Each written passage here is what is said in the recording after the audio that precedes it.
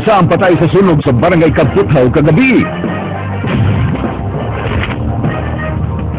Usa na lang ka pasahero sa eroplano gikan sa Abu Dhabi, wala pa mahukti sa Department of Health aron i-kwarantinas. Ang eroplano gitubuan nga adunay pasahero nga natakbuyan sa MERS coronavirus. Mga mangunguot sa sugat sa Minglanilla, mga bunog, human gisugat usab dila ang mga kumo sa ilahang mga biktima. Pagkaon sa karne atol sa Semana Santa sa parokya sa Bantayan, gipadayon ra bisan mihupas na ang pagtugot sa Santo Papa. Gilbert Bargayo nagpalansang sa krus sa ikapainting na higayon.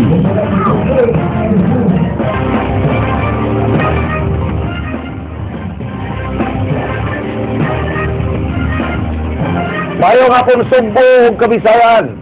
Ani ang laging lampas ka nga balita atod kaninyo sa kinatibukang pwersa sa News 5. Ako si Frank Balilong Jr. Ihatid na mo ang mas komprehensibong impormasyon. Ako si Georgia Herrera. Gihulagway sa kapulisan nga nagmalinaon ang Semana Santa di karong tuiga. Kinibisan pa man nga dunay tulo ka taong nalumos ug ang nahitubong pagpamusil sa usa ka langyaw ni adtong Sabado. Andrea Patenya, Sugin Limi. Kwan kung kanu Pagdag kong insidente sa krimen nga natala ang Police Regional Office 7 ug giulagway nilang generally peaceful ang Semana Santa 2014. Ang nahitabong pagpamusil sa usa ka British national nga si Anthony Gilchrist ni adtong Sabado sa gabi sa Daan Bantayan, giisip nga usa ka isolated case ug way kalambigitan sa kasaulugan. Samtang wa lang gid kuno kalikayi ang mga insidente sa pagpanguot ni adtong sugat sa Minglanilla. So musabay gud na sila. Isa sa ating pagpangandam sa maong okasyon na agad na. Sige na to, that's beyond our capability usay nga bisag paningkamot nato sa atong kapulisan, pero usay para sa gibantayan. Sa laing bahin tulo ang namatay ug usa ang buhi sa mga nalumos atol sa Holy Week. Anaa pa sa ospital si Jeremy Ruelo samtang patay ang usa ka Erwin Pautan sa duha ka managlahing insidente sa pagkalumos sa lungsod sa Tabuelan. Sa pinamungahan, patay sab ang 12 anyos na batang si Novo Gorgonio na nalumos samtang nakabsan sab sa kinabuhi ang nalumos nga mananagat nga si Jose Libradilla sa lungsod sa Barili. Pulos nakainom sila si Pautan, Ruelo ug Libradilla dihang nangaligo sa dagat. Andrea Patenya, News 5. Dulan sa 30 kapanimay na ugdaw sa sunog kagabi sa Barangay Kaputhaw, usa ang namatay samtang tulo ang samaran. Ray Pasaporte, Sugin Limi. Nagtinabangay sa pagsablik og tubig ang mga residente sa Purok 3 sa Barangay Kaputhaw pasado alas 10 kagabi dihang miulbo ang kayo. Samtang ang uban miunay sa pagguba sa ilang mga balay dungan sa paghipo sa ilang mga kabtangan. Pipila pa ka minutos usa niabot ang mga fire trucks. Pagka alas 10:28 gideklarar ang sunog sa Task Force Alpha ug pagka alas 11:04 nakontrolar ang kayo. Lakip nga napaig ang lawas ni Lolo Raimundo Bilda, 89 anyos, nga giingong nag-inusara ra sa iyang balay kay ang mga anak ni ini tuana namuyo sa laing nasod. Mura gihinay na kay sa Bulacau. Actually casualty gid siya. Peso siya balay kay gring sunog sugod ko ni matod pa ni senior fire officer to Daniel Reltado Jr. nga nagsugod ko ni Martis. Tulusab ang naangol nga nailhang sila si Jericho Go, Charlie Santillas ug Binjan Uy. Sa investigasyon sa kabumbiruhan, nagsunog ang sunog sa balay sa namatay. Gibanabanang moabot sa 300,000 pesos ang danyos, samtang padayon pa ang investigasyon pagtino kung unsay hinungdan sa sunog. 20 city ka balay ang naugdaw, samtang tulo ang partially burned. Ang mga apektadong nasunugan, kasamtangang gipahiluna sa gym sa Purok 8 sa maong barangay. Ray Pasaporte, News 5. Nakaangkon ug mga paso silang lawas ang mga customer o trabahante sa usa ka kanalan diyang miulbo ang pressurized kerosene stove. Jengi Baguio, Sugin Limi. Nag-abot sa Lapu-Lapu City District Hospital kining mga pasyente kansang mga parte sa lawas nga paso human nibuto ang usa ka pressurized kerosene stove pasado alas 9 sa buntag kagahapon samtang nangaon sa usa ka lugawan sa Barangay Poblasyon, Dakbayan sa Lapu-Lapu. Mato ni Joselito nga samtang sila nangaon, nakatimaho sila og gas nga mihungaw ug pipila ka gutlo mibusikad ang gas stove hinungdan sa pagkapaso sa naong ug kamot sa iyang pag-umangkon. Sige bomba sa ilang tangke. Moto sobrang siguro bomba ni buto. Gawan niya kahimutong stove mato na sobra siguro sa init siguro. Overpressure siguro. Perteng sunuga sa lawas sa tinghugas og plato sa maong kan-anan nga si Jojo. Nakaangkon sab og paso sa likod og bukson si Pablito nga naghukad og kanon ni adtong tungura. Gunan pagod to siya alas 2 kadlawon. Kay kuan biya sugat biya sa kuan simbahan. Kay ang kalan nilagpot naman sa akong kuwan. Nilagpot naman sa mo. Kung nagwakli sa mga tawo. Muto na sao sa nako. Muto na paso ako mo ning amot naga pakalan ba kaniyo sa mantika bagyugan ni siya nga.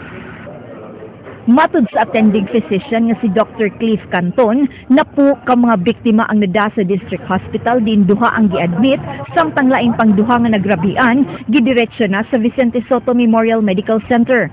Human sa hitabo, ang Bureau of Fire Protection mihimo og inspeksyon sa kasikbit nga mga kan-anan, pagsiguro nga di na sila mogamit pa og pressurized kerosene stove.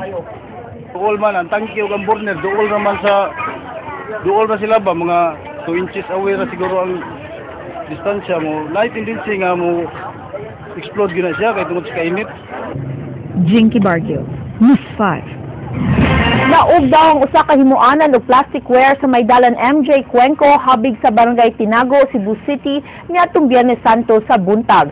Alas 10:20 na dawat sa kabomberohan ang alarma sa sunog ug nakontrolar ang kayo human ang 16 minutos. Usa ka Domingo Chua ang tag-iya sa building nga giabangan nila ni Winifredo Dalaniel ug Rolly ang mga tag-iya sa WR Plastic Group Incorporated nga tigama og mga plastic products. Mabot sa kapin usa ka gatos sa 1,000 ka pesos ang inisyal nga danyo sa sunog. Way naangol atol sa hitabo, wa pasab masayri kung unsay hinungdan niini kay way tao sa sud sa building atol sa pag-ulbo sa kayo. Wa sab makakatap ang kayo sa tapat niini nga building sa National Statistics Office kon NSO.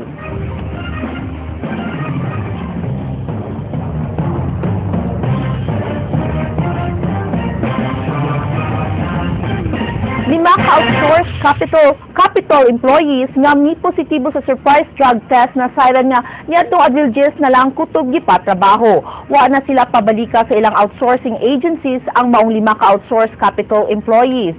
Ipaybaw ni adto ni Governor Junjun Daviday nga taktakon gyud ang mga empleyadong masayran nga tiggamitan og drogas.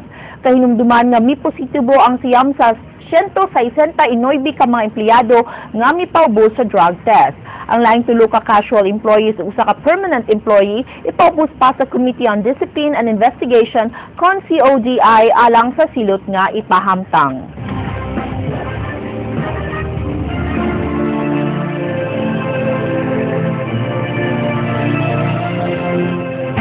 Niadtong Biyernes Santo, 3 ka layko ang lakip sa namulong sa City Palabras. Samtang 12 usab kanila ang nagsilbing apostoles. Marin Sabang Sugidlimi. 3 ka layko ang gihatagan ng oportunidad sa Archdiocese sa Sugbo nga mamulong sa 7 Palabras kon ang 7 ka katapusang pulong ni Jesucristo ni atong Biyernes Santo. Kini ang unang higayon subay sa selebrasyon sa Year of the Laity karong tuiga nga adunay tema nga Filipino Catholic Laity, called to be saints, sent forth as heroes. Ang maong mga layko naglangkob nilang Manlalaban Virginia Palangka Santiago, ang kanhi Assistant Ombudsman for the Visayas, Carmelita Dulangon ang Regional Director sa Department of Education Region 7 ug si Lito Ardemar ang pangu sa Basic Ecclesial Community Secretariat. Si Santiago nakahigayon pa og kanta atol sa iyang pakigpulong, kini aron ipadayag ang iyang mensahe, ang kamahinungdanon sa paghinulsol.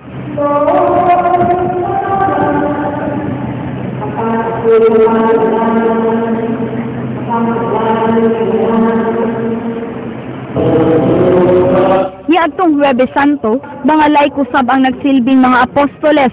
Diin si Cebu Archbishop Jose Palma mao'y mihugas og mihawk sa mga tiil sa 12 ka mga pinili nga layko alang sa maong seremonyas. Usa sa mga napili mao ang hepe sa Waterfront Police Station na si Police Chief Inspector Wildemar Chu.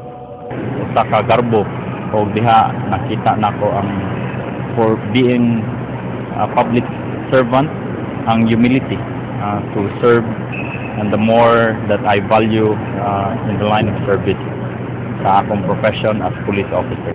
Maging Sabang, News 5.